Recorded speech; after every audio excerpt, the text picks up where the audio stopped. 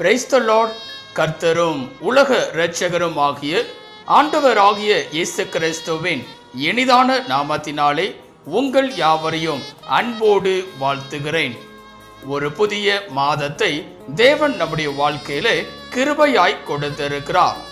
கடந்த மாதம் முழுவதுமாய் அவர் நம்மை கண்ணின் மணியைப் போல பாதுகாத்த தேவனாக, நம்மை பலப்படுத்தின தேவனாக, நம்மோடு கூட இருந்து நம்மை எல்லா விதத்திலும் ஆசீர்வதிக்கிற தேவனாக காணப்பட்டார்.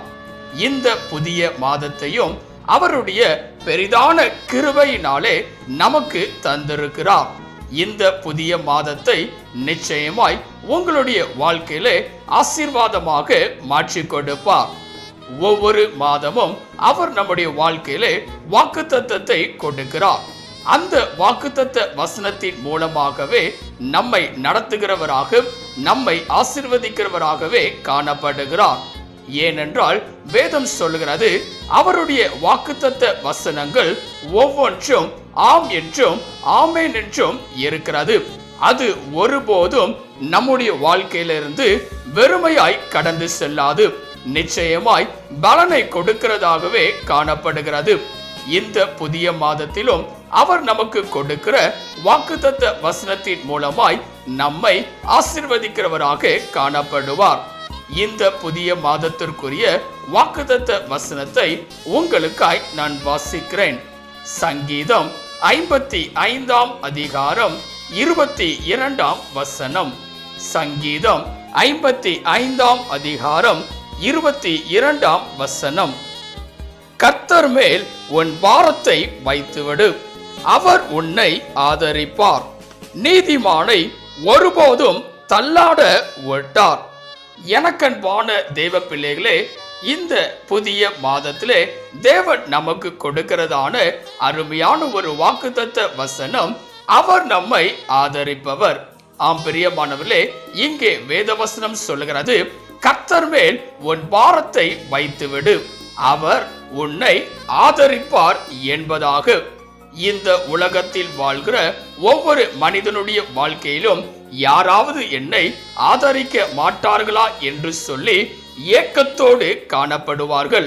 அப்படி என்றால் ஆதரவு என்பது ஒவ்வொரு மனிதர்களுடைய வாழ்க்கையிலும் அவசியமான ஒரு காரியமாய் இருக்கிறது. இந்த மாதத்திலே தேவன் அதை நம்முடைய வாழ்க்கையிலே ஆசீர்வாதமாய் கொடுக்க போகிறார். வேதம் சொல்கிறது, அவர் உன்னை ஆதரிப்பார். இந்த உலகத்திலே பல மனிதர்கள் நம்மை ஆதரிப்பார்கள் என்று சொல்லி நாம் எதிர்பார்க்கலாம். ஆனால் அவ்வாறு பல நேரங்களிலே நடைபெறுவதில்லை. ஆனால் கர்த்தரோ தம்முடைய பிள்ளைகளுடைய வாழ்க்கையிலே எப்பொழுதும் ஆதரிக்கிறவராக காணப்படுவார். இந்த நாளிலே நிச்சயமாய் உங்களுடைய வாழ்க்கையிலும் அவர் ஆதரித்து உங்களை ஆசீர்வதிக்கிறவராக காணப்படுவார்.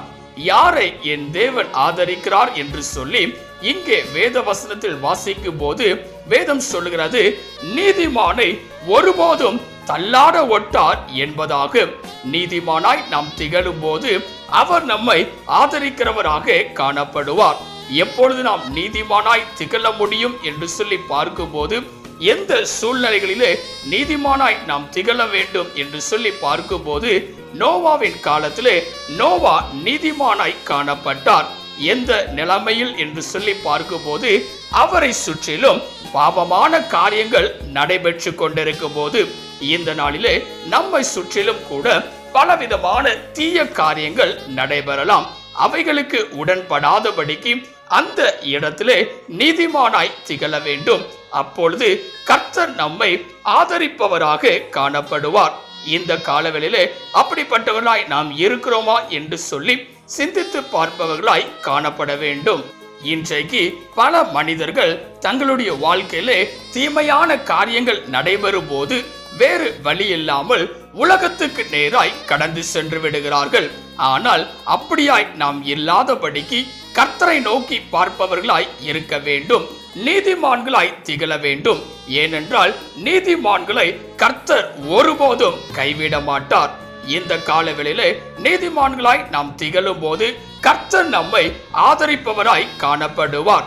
அது மாத்திரமல்ல, நாம் செய்ய வேண்டிய 3 காரியங்களை இந்த நாளிலே நாம் சிந்திக்க போகிறோம்.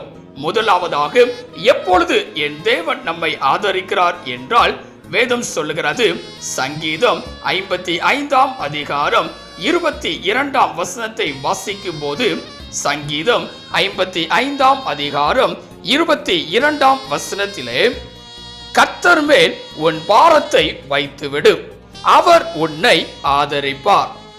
இங்கே பார்க்கும் போது முதலாவதாக நம்முடைய பாரத்தை கர்த்தர் மீது வைப்பவர்களாய் இருக்க வேண்டும். இந்த நாளிலே பல மனிதர்கள் பலவிதமான பாரத்தோடு காணப்படுவார்கள். ஆனால் அந்த சூழ்நிலைகளிலே கர்த்தர் மீது தன்னுடைய பாரத்தை இறக்கி வைக்க வேண்டும் என்று சொல்லி நினையாதபடி மனிதர்கள் மீது வைப்பார்கள். மனிதர்கள் எனக்கு ஏதாவது செய்வார்களாம், என்னுடைய பாரத்தை நீக்குவார்களா என்று சொல்லி அங்கும் இங்கும் அலைகிறவர்களாய் காணப்படுவார்கள். ஆனால் வேதம் சொல்லுகிறது, கர்த்தர் மேல் உன் பாரத்தை வைத்துவிடு. ஏனென்றால் அவர் ஒருவரே நம்மை ஆதரிக்கிறவராக காணப்படுகிறார். இந்த நாளிலே முதலாவதாக நம்முடைய பாரத்தை கர்த்தர் மீது இறக்கி வைத்துவிட்டு நம்முடைய காரியங்களை சந்தோஷத்தோடு சமாதானத்தோடு நடப்பிப்பவர்களாய் இருக்க வேண்டும். இரண்டாவதாக, எப்பொழுது கர்த்தர் நம்மை ஆதரிக்கிறார் என்று சொல்லி பார்க்கும்போது வேதம் சொல்லுகிறது, 1 பேதுரு 5ஆம் அதிகாரம் 7ஆம் வசனத்தை வாசிக்கும் போது, 1 பேதுரு 5ஆம் அதிகாரம் 7ஆம் வசனத்திலே, அவர் உங்களை விசாரிக்கிறவரானபடியால் உங்கள் கவலைகளை எல்லாம் அவர் மேல் வைத்து விடுங்கள். இங்கே பார்க்கும் போது இரண்டாவதாக நம்முடைய கவலைகளை அவர் மீது வைத்து விட வேண்டும். ஏனென்றால் இங்கே வேதவசனம் சொல்கிறது, அவர் உங்களை விசாரிக்கிறவரானபடியினால் உங்கள் கவலைகளை எல்லாம் அவர் மேல் வைத்து விடுங்கள், அப்பொழுது அவர் உங்களை ஆதரிப்பார். இந்த நாளிலே கவலைகள் பலவற்றை நம்முடைய இருதயத்தில் வைத்துக் கொண்டிருப்பவர்களாய் காணப்படுகிறோம். எங்கு சென்றால் இந்த கவலைகள் நீங்கும் என்று சொல்லி அலைந்து திரிகிறோம். ஆனால் வேதம் சொல்கிறது, கர்த்தரிடத்திலே கவலைகளை வைத்து விட வேண்டும். இன்றைக்கு பல மனிதர்களுடைய வாழ்க்கையிலே இவ்விதமான கவலையானது சரீரத்தை ஒடுக்குகிறதாய் இருக்கிறது. இது நிமித்தமாய் பலவிதமான நோய்களும் வருகிறது. சந்தோஷம் இல்லாமல், சமாதானம் இல்லாமல், நிம்மதி இல்லாமல் பல மனிதர்கள் காணப்படுகிறார்கள். ஆனால் இந்த நாளிலே நம்முடைய கவலைகளை எல்லாம் அவர் மீது வைத்து விட வேண்டும். இன்றைக்கு பல நேரங்களிலே நம்முடைய கவலைகளை மனிதர்களிடத்திலே சொல்லுகிறோம், நண்பர்களிடத்திலே சொல்லுகிறோம், சொந்த பந்தங்களிடத்திலே சொல்லுகிறோம். ஆனால் நம்முடைய கவலையானது ஒரு காலமும் தீராதபடியே இருக்கிறது. ஆனால் இந்த நாளிலே நம்முடைய கவலைகளை தேவனுடைய பாதத்தில் வைக்கும் போது அவர் நம்மை ஆதரிக்கிற தேவனாக காணப்படுவார். மூன்றாவதாக, எப்பொழுது தேவன் நம்மை ஆதரிக்கிறார் என்று சொல்லி பார்க்கும் போது வேதம் சொல்லுகிறது, எரேமியா 17ஆம் அதிகாரம் 7ஆம் வசனத்தை வாசிக்கும் போது, எரேமியா 17ஆம் அதிகாரம் 7ஆம் வசனத்திலே, கர்த்தர் மேல் நம்பிக்கை வைத்து கர்த்தரை தன் நம்பிக்கையாக கொண்டிருக்கிற மனுஷன் பாக்கியவான். இங்கே பார்க்கும் போது மூன்றாவதாக கர்த்தர் மீது நம்பிக்கை வைப்பவர்களாய் இருக்க வேண்டும்.